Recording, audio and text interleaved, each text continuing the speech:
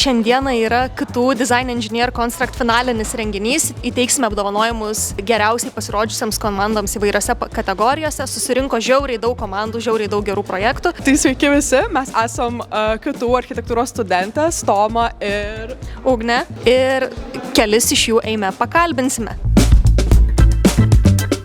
Aš manau, pas jūs yra labai išskirtinis stilius nuo daugelio aplinkinių komandų ir norėjau paklausti, kodėl tokį stilių pasirinkote? Čia dėl ekobrutalizmo būtent, ne? Jo.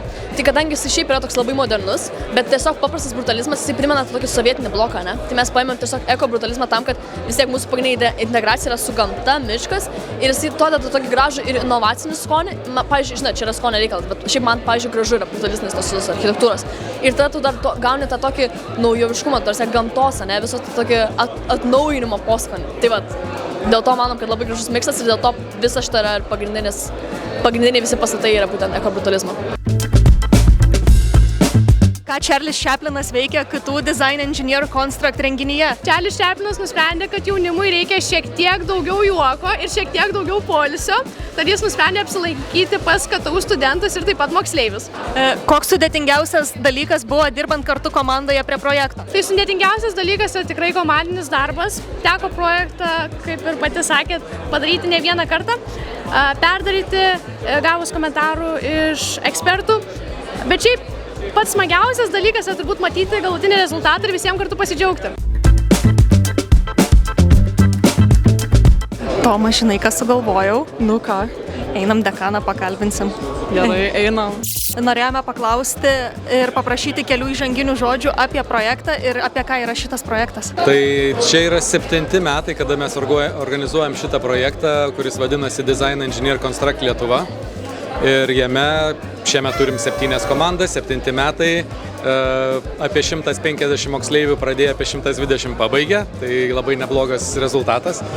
Na, o visų metų eigoje jie projektuoja kažkokį tai projektą, sprendžia architektūrinius klausimus, urbanistinius, parenka energijos tiekimą, sprendžia inžinerinės sistemas ir tiesiog išsibando save architekto inžinieriaus kailyje. Matome, pas jūs yra žiauriai detalus 3D modelis, tai norėjome paklausti ir paprašyti papasakoti, kaip būtent sekėsi tą 3D modelį padaryti. Tai mes, aišku, pasiskirsime į komandas būtent šį darbą, kadangi vienam atidaromas kruasanų baras. Oh, yeah!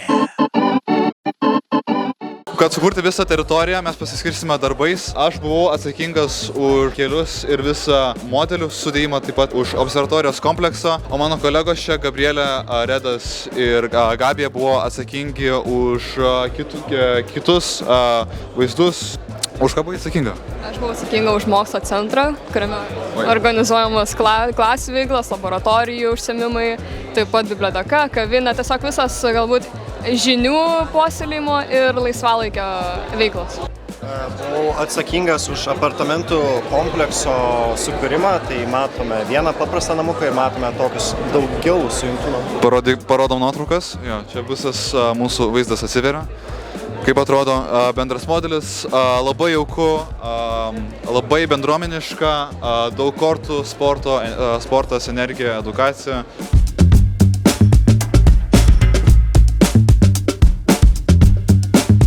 Toma, dar matau socialinį partnerį, kuris žiūri plakatus, einam dar ir jį pakalbinsim gerai. Eime. Atsiprašau, sveiki. Labai norėtumėme jūs pakalbinti. Ir turiu labai svarbų klausimą. Čia dalyvauja daug jaunimo. Ar matote daug potencialių ateities specialistų, pats būdamas specialistu? Tai žinot, iš tikrųjų, čia kiek eini nuo vieno projekto iki kito, tai vienas už kitą geresnis ir manau, kad čia tiesiog Lietuvos žvaigždės auga. Visas Lietuvos potencialas vienoje vietoje yra. Taip. O sakykite, jūs atlikote irgi kaip ekspertas komandų vertinimą. Kaip sekėsi atlikti šią sunkią užduotį? Nemeluosiu, buvo tikrai labai sunku.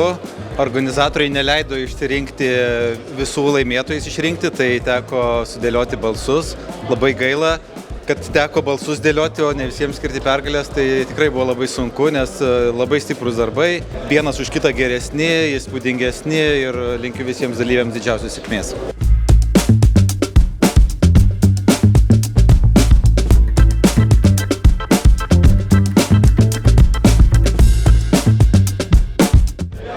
Čia parodysime didžiausią maketą šitame renginyje. Tai kaip jūs būtent padarėte tokio dydžio maketą ir papasakokit, iš ko jisai ir kaip padarytas? Mes planavome maketą tiesiog daryti, kad dirbtų visos teritorijos, kadangi viena yra atskira teritorija, mes norėjom ją komponuoti kartu. Pats maketas yra padarytas iš kartono pagrindo, kur yra suskirstyti vertikaliai ir horizontaliai, o pats pagrindas užklotas yra gobelenu, kuris yra nudažytas akvareliniais dažais.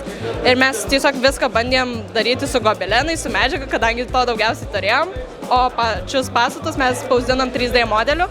Bet liko paskutiniai pastatai, kuriuos reikėjo jau daryti iš popieriaus, tai padarėm. Ir kokia jūsų projekto pagrindinė idėja? Mūsų pagrindinė idėja, kad grinai būtų įkvėpta gamtos, kad kiekvienas pastatas turėtų kažkokį ryšį su gamta, su kažkokia elementu iš gamtos. Pavyzdžiui, mūsų pagrindinis pastatas įkvėptas kelmo, o mūsų apžvalgos bokštas yra iš viršaus kaip gėlė matosi, o pavyzdžiui, parkelis atrodo kai šakelis su lapais.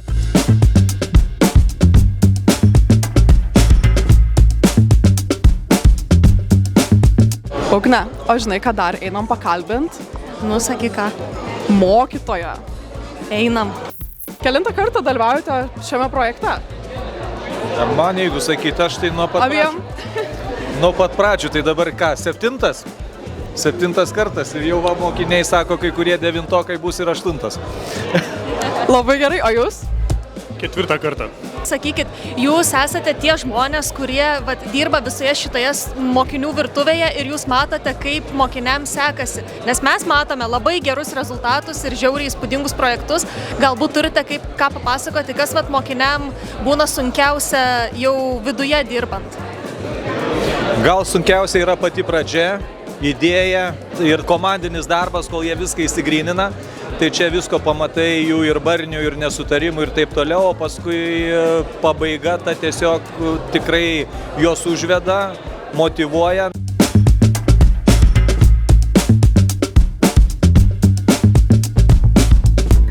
Nes galiu tik paantrinti kolegai, nes mokiniams tą jų misiją sunku užčiuopti. Ne visi iš karto supranta, apie ką visa tai yra ir tas komandos nubyrėjimas visą laiką būna. Dar kartą norėčiau padėkoti Jums už darbą, kurį Jūs darot ir kaip prisidedat, kad visi šiti projektai čia būtų. Tai ačiū Jums.